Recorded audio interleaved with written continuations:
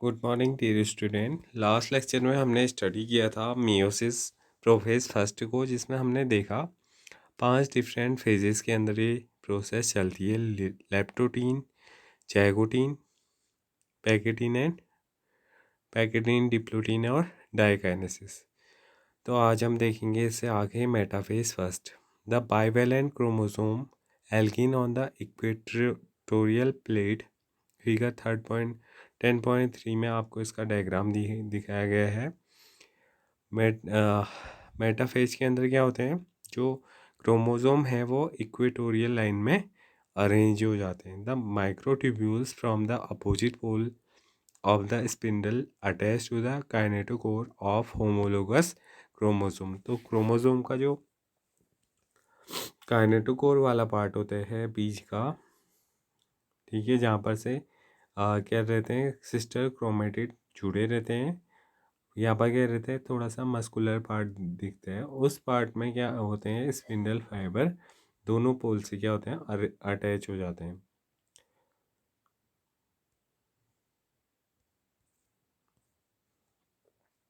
यहाँ पर आपको दिखाई दे रहा है कि कैसे स्पिंडल फाइबर का फॉर्मेशन यहाँ पर हुआ है।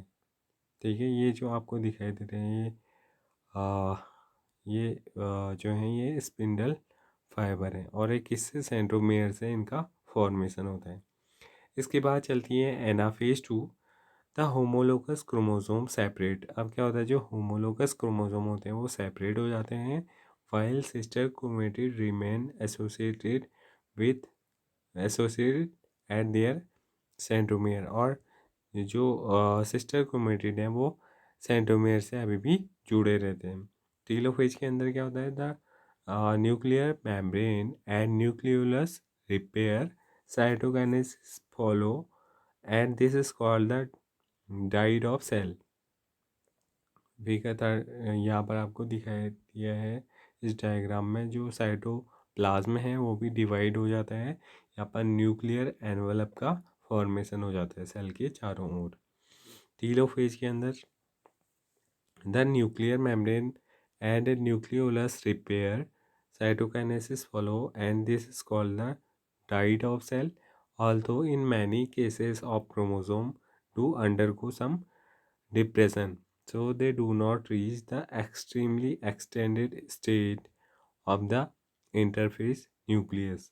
The stage between the two mitotic cell division is called interkinase. तो जो यहाँ पर मियोसिस फर्स्ट कंप्लीट हो जाता है और जहाँ पर मियोसिस सेकेंड स्टार्ट होता है, उसके जो बीच का टाइम पीरियड होता है उसे क्या बोला जाता है, इंटरकाइनेज बोला जाता है। And is generally short lived, और ये काफ़ी कम समय का होता है। There is no replication of DNA during interkinesis. DNA का रेप्लिकेशन केवल एक बार होता है मियोसिस सेल डिवीजन में, और वो कब हो जाता है, वो प्रोफेज पे फर्स्ट स्टार्ट होने से पहले। Interkinesis is followed by prophase 2, a much simpler prophase than prophase first. तो यहाँ पर जो प्रोफेज 2 वाली जो प्रोसेस होती है वो काफ़ी ईजी होती है। क्या होता है प्रोफेज 2 के अंदर, माइटोसिस सेकेंड के अंदर फर्स्ट में हम फेज देखते हैं prophase second. Meiosis second is initiated immediately after cytokinesis, और साइटोकाइनेसिस के जस्ट इमीडिएटली क्या होती है, मियोसिस 2 वाली प्रोसेस स्टार्ट होती है, usually before the chromosome have fully elongated. ये तब स्टार्ट हो जाती है जब क्रोमोसोम फुल्ली इलोंगेटेड भी नहीं होते हैं। In contrast to meiosis first, meiosis 2 resemble a normal mitosis. तो जैसा एक माइटोसिस सेल डिवीजन होता है, वैसे ही जो मियोसिस सेल सेकिन है वो भी सेम वैसा ही होता है। The nuclear membrane disappear by the end of prophase 2, और प्रोफेज 2 के एंड तक जो न्यूक्लियर मेम्ब्रेन है वो दोबारा से डिसअपेयर हो जाती है। The chromosome again become compact, और जो क्रोमोसोम है वो दोबारा से क्या हो जाते हैं, कॉम्पैक्ट हो जाते हैं। मेटाफेज 2 में at this stage the chromosome align at the equator and the microtubules from opposite pole of the spindle get attached to the kinetochores। तो दोबारा से जो क्रोमोसोम है वो इक्वेटोरियल लाइन में अरेंज हो जाते हैं, और माइक्रोट्यूब्यूल्स जो स्पिंडल फाइबर का फॉर्मेशन करते हैं वो क्या करते हैं, वो अपोजिट पोल से अटैच हो जाते हैं क्रोमोसोम के काइनेटोकोर वाले पार्ट में। ठीक है। एनाफेज 2 की अगर हम बात करें तो एनाफेज 2 में it begin with the simultaneous splitting of the centromere. यहाँ पर सेंट्रोमियर क्या होता है, डिवाइड होता है of each centrosome chromosome which has holding the sister chromatid together. जो बीच का सेंट्रोमियर वाला पार्ट है जहाँ से दो सिस्टर क्रोमेटिड आपस में जुड़े हैं, वो पार्ट क्या होता है, बीच में से स्प्लिट हो जाता है, टूट जाता है। और टूटने के बाद उसके पास क्या बचते हैं, उसके बाद जो सिस्टर क्रोमेटिड हैं वो उनको अपने साथ ले जाते हैं।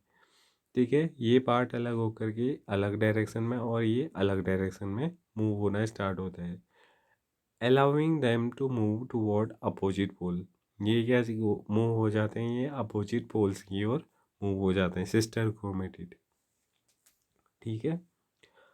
Sorting the microtubules attach to kinetochore. अभी भी क्या होता है, जो छोटा भाग होता है वो काइनेटोकोर से अटैच रहता है। यहाँ पर आपको इसका डायग्राम दिया गया है।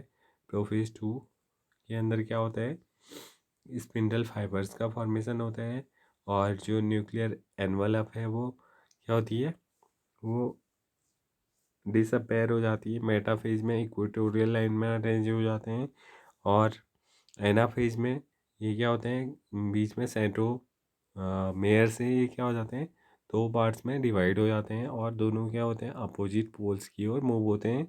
और टीलोफेज में जाकर के यहाँ पर दो नई सेल्स का फॉर्मेशन होता है। टीलोफेज में क्या होता है, meiosis end with telophase 2 in which the two groups of chromosome once again get enclosed by a nuclear envelope. तो जो साइटोप्लाज्म में सॉरी जो न्यूक्लियस के अंदर क्रोमोसोम डिवाइड हुए हैं, उनके बाहर से दोबारा से क्या होता है, न्यूक्लियर एनवेलप का फॉर्मेशन हो जाता है। Cytokinesis follows resulting in the formation of tetrad of cell. तो जब मियोसिस सेल डिवीजन कंप्लीट हो जाता है, साइटोकाइनेसिस कंप्लीट हो जाता है, तो यहाँ पर क्या बनता है, एक टेट्राड बनता है, that is 4 haploid daughter cells का फॉर्मेशन होता है। 2 सेल से किसका फॉर्मेशन होता है, 4 डॉटर न्यूक्लियस का फॉर्मेशन होता है।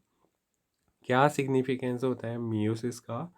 Meiosis is the mechanism by which conservation of specific chromosome number of each species is achieved across generation to generations in sexually reproducing organism। जितने भी जो सेक्सुअली रिप्रोड्यूसिंग ऑर्गेनिज्म हैं, उनके अंदर क्रोमोसोम्स के जो नंबर हैं उनको क्या करने का काम करता है मियोसिस, उनको हैप्लॉइड बनाता है। और हैप्लॉइड गैमेट्स जब आपस में फ्यूज होते हैं तो दोबारा से किस चीज़ का फॉर्मेशन होता है, डिप्लॉइड सेल का। ठीक है।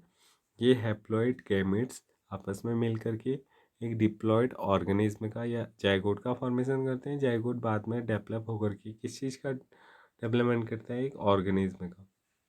ठीक है। तो ऑर्गेनिज्म के अंदर जो उसके टोटल नंबर ऑफ क्रोमोसोम है वो क्या रहते हैं, वो कंजर्व रहते हैं इस सेल डिवीजन के द्वारा। ठीक है। इवन थो the process per se paradoxically result in reduction of chromosome number by half. जबकि जब ये डिवीजन जब होता है तो क्या होता है, जो 2n सेल है वो क्या करती है, वो 4 हैप्लॉइड सेल्स का फॉर्मेशन करती है।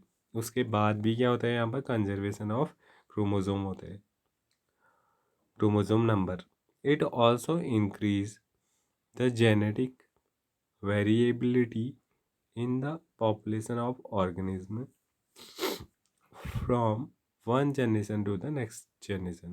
तो एक जनरेशन से नेक्स्ट जनरेशन में जो हमें जेनेटिक वेरिएबिलिटी देखने को मिलती है उसको इंक्रीज करने का काम भी मियोसिस ही करती है। क्योंकि यहाँ पर क्या होता है, यहाँ पर क्रॉसिंग ओवर होती है, और क्रॉसिंग ओवर के समय पे क्या होता है, जेनेटिक मटेरियल का ट्रांसफॉर्मेशन होता है, बहुत सारी नई करेक्टरिस्टिक्स का इवॉल्यूशन होता है ऑर्गेनिज्म के अंदर। और कुछ जो होते हैं, जो नॉन यूजफुल करेक्टरिस्टिक्स होते हैं वो क्या होते हैं, वो डिलीट हो जाते हैं। Variation are very important in the process of evolution. तो इवोल्यूशन विकास की प्रोसेस के अंदर वेरिएशन होना काफ़ी क्या है, इम्पोर्टेंट है। तो ये लेक्चर यहीं पर कंप्लीट होता है, साथ ही ये चैप्टर भी आपका यहीं पर कंप्लीट हो गया है। अब इसकी नोट्स और क्वेश्चन आंसर हम नेक्स्ट डे से करेंगे स्टार्ट। Thank you.